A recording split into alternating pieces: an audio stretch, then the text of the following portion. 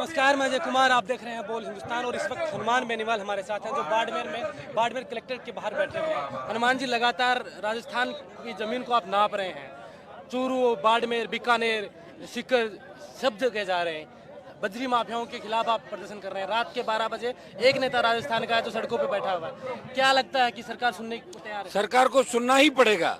अगर सरकार को चुनाव में जाना है तो सरकार को सुनना ही पड़ेगा। बजरी की लीजें रद्द करनी पड़ेगी, बजरी फ्री करनी पड़ेगी लोगों को, या 50 रुपये 100 रुपये जो टन का हिसाब से।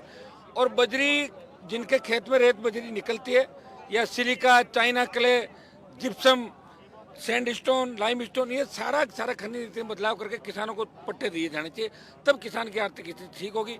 बजरी माफिया ने जिस तरह राजस्थान को लूटा है, लाखों करोड़ का घोटाला है बजरी का। रोज कितने करोड़ का घोटाला एक दिन का, 1 घंटे का होता है। तो इसमें हम ईडी के दफ्तर का घेराव करेंगे और ईडी की एंट्री हम इसके अंदर कराएंगे। और ईडी की एंट्री होगी तो कांग्रेस और भारतीय जनता पार्टी के कई नेता नप जाएंगे इसके अंदर, बहुत बड़े बड़े लोग नपेंगे।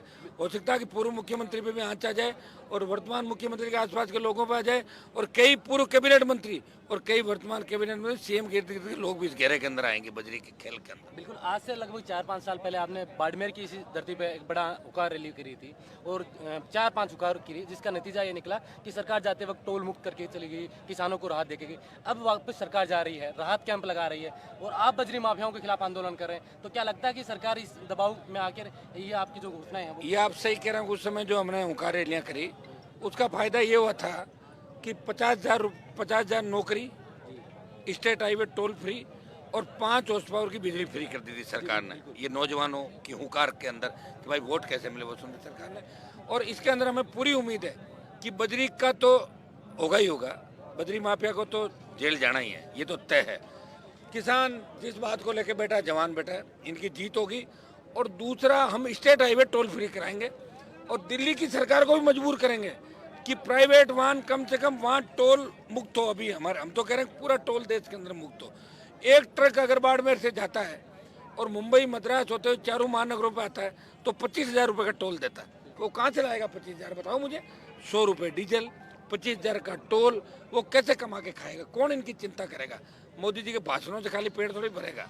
और कौन सा भारत मजबूत हो गया? हमने तो नहीं देखा।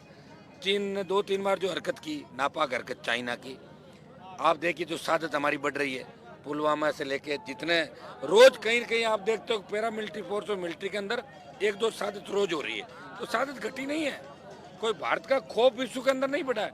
हाँ, मोदी जी ने अपना प्रभाव बढ़ा लिया और मुझे लग रहा है कि मोदी की भी इच्छा ये है कि उनको नोबेल पुरस्कार मिल जाए, क्योंकि प्रधानमंत्री का पद तो मिल गया 2 बार। आदमी की अंतिम इच्छा क्या होती है कि वो नोबेल ले ले। देश का बंटा धार कर देंगे। 50 लाख लोग कोरोना के अंदर मरे, 50 लाख। और लंपी ने गाय को बर्बाद कर दिया इस देश के अंदर। महंगाई, बेरोजगारी, जो आपसी वैमनस्यता की भावना इस देश के अंदर, वो तो प्रधानमंत्री और इनकी पार्टी पर भी ठीक नहीं आने वाले समय के लिए। और इनको सत्ता से भी जाना पड़ेगा आने वाले समय के अंदर। यहाँ राजस्थान में चाहे मोदी का चेहरा हो कोई सा भी, राजस्थान में भाजपा की सरकार नहीं बनेगी, रोक देंगे भारतीय जनता पार्टी। जो आपसी वैमनस्य की बात कर रहे हैं, एक समाज आपको बार बार टारगेट कर रहा है कि आप एक समाज के व्यक्ति को टारगेट करते हुए समाज टारगेट नहीं कर रहा है, कुछ लोग कर रहे हैं जो मेघराज सिंह हैं, काम करते हैं। आज मेरे यहाँ काम करने वाला बच्चा तो मेरी बात करेगा। आज मैंने कितनी बड़ी बात की, मैंने कहा मेघराज सिंह अगर इतना ही बड़ा भामाशाह है तो राजपूत समाज की बजरी फ्री कर दे, एक की। चलो ठीक कि भाई जो राजपूत है मैं उनको फ्री बजरी दे रहा, मैं इस आंदोलन को कल खत्म कर दूंगा। यानी कि मैंने अच्छी बात करी ना। तो फिर आगे क्या लगता है कि अब ये जो आप लगातार सरकार के ऊपर प्रेशर बना रहे हैं और आगामी कुछ दिनों में 4-5 महीनों में विधानसभा चुनाव भी हैं, तो किन सीटों पर आपके चुनाव लड़ने का विचार है? हम तो 200 सीटों पर लड़ेंगे।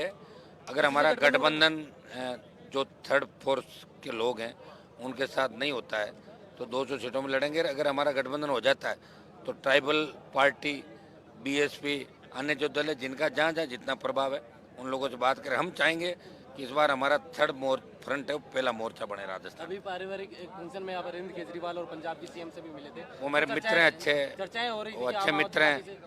ये ओवैसी की पार्टी के बैठे थे ना अभी हाजी साहब, ये वो भी मेरे मित्र हैं। तो लोकसभा के अंदर जाने का एक फायदा तो हुआ कि मित्रता बढ़ गई देश में जगह जगह। अभी सारे 3rd फोर्सेज के लोग हैं, उनसे मित्रता है। मित्रता के नाते वो पारिवारिक फंक्शन था, उसमें गठबंधन की कोई बात नहीं हुई। लेकिन गठबंधन के दरवाजे कांग्रेस बीजेपी को छोड़ के सबके लिए खुले हुए हमारे। कांग्रेस बीजेपी से किसी भी छोड़ के दोनों।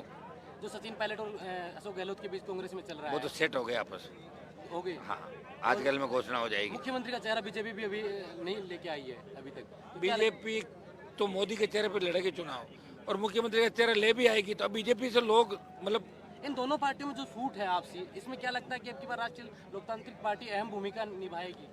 देखिए, आरएलपी के साथ सबसे बड़ा जवान है, और कुछ कास्ट एंगल से भी बड़े नेता अलग अलग जातियों के आरएलपी ज्वाइन करे आगामी दिनों के अंदर, उसका बहुत बड़ा प्रभाव आने वाले समय में आपको देखा। आप इस बात का कैसे जवाब देंगे कि कुछ लोग कह रहे हैं मारवाड़ में हनुमान बेनीवाल का बड़ा दबदबा है, आज बाड़मेर में काफी लोग आए हैं इस कार में, लेकिन उधर मेवाड़ और तो बता तो दिया, मेवाड़ में बल्लभनगर में 50,000 वोट लिए तो थे अभी उपचुनाव के अंदर, 50,000 बीजेपी की जमान जब्त कराई। कोटपुतली में 30,000 लिए पिछली बार। आसिंद भीलवाड़ा के अंदर 45,000 वोट, चोमू में 45, 30,000 के लगभग नीम का थाना, 30,000 सीकर, 12,000 नवलगढ़, 7,000 नदवई। तो मैं तो हर जगह हूँ राजस्थान के अंदर। कपासन के अंदर 30,000। अब तो सुजानगढ़, सरदार शहर से देखिए आप, पूरा राजस्थान। तो आप देखिए कि पंजाब के मुख्यमंत्री से जब पानी के लिए बात करनी होती है तो 100 गहलोत नहीं करते। मैं डेलीगेशन लेके जाता हूँ किसानों का, 200 किसानों का, और वो पंजाब के मुख्यमंत्री के साथ बैठ के भोजन करते हैं और उनकी मांग मनवाता हूँ। जब कांग्रेस के पेट में दर्द होता है तो वहाँ आंदोलन करवाती है कि देखो आपका पानी जो राजस्थान ले जा रहे हैं। ये हालत भी आपने देखी होगी। तो हनुमान बेनीवाल तो सबके लिए लड़ रहा है, और इसका परिणाम निश्चित रूप से बहुत अच्छा राजस्थान के अंदर है। आखिरी सवाल, जो आप वोटों की गणित बता रहे थे अभी कुछ देर पहले कि 80 लाख वोट लगभग आपको आए थे थर्ड फोर्थ सेज के, और 75 लाख नए जुड़ गए। तो अगर ये समीकरण एक साथ हो जाता है तो राजस्थान में जो इतिहास में पहली बार इसके अलावा जोड़ो ना आप, इसके अलावा जहाँ पिछली बार हम लोग नहीं लड़े थे, अगर मैं 150 पे लड़ा था तो 25 लाख वोट मेरे आते हैं अकेले के, 150 पे लड़ा था, ठीक है ना। तो वो वोट भी तो जोड़ो ना, बड़ा है। तो इससे तो थर्ड आ गया राजस्थान का जो आ गया जनता चाह रही थी कि तीसरा विकल्प उन्हें मिले, तो 50% में हम सब रहेंगे और 50% में बीजेपी कांग्रेस दोनों रहेगी। एक आखिरी और सवाल है कि अभी जो आपकी वार्ता चल रही है, आपने का प्रतिनिधिमंडल मिला है, अगर वार्ता नहीं होती है तो क्या एक्शन वार्ता होगा? ऐसा है कि अपन अगर बैठे हैं तो जिस काम के लिए आए पहले वार्ता तो करें। हमको लॉ एंड ऑर्डर खराब करने के लिए नहीं आए बाड़मेर। लोगों को रात कैसे मिले? दो तरह के नेता होते हैं। एक नेता वो होते हैं जो फाँ फूँ करके भाग जाते हैं, अपने कपड़े फाड़ लेते हैं खुद ही फोटो छपाने के लिए। एक नेता वो होते हैं जिस काम के लिए आते हैं उस काम को करा के जाते हैं। मुझे काम करना है, अंदर से बुलावा आया, एमएलए साहब को उनको भेज दिया जो एक्सपर्ट है बजरी के, वो बात कर लो जाके।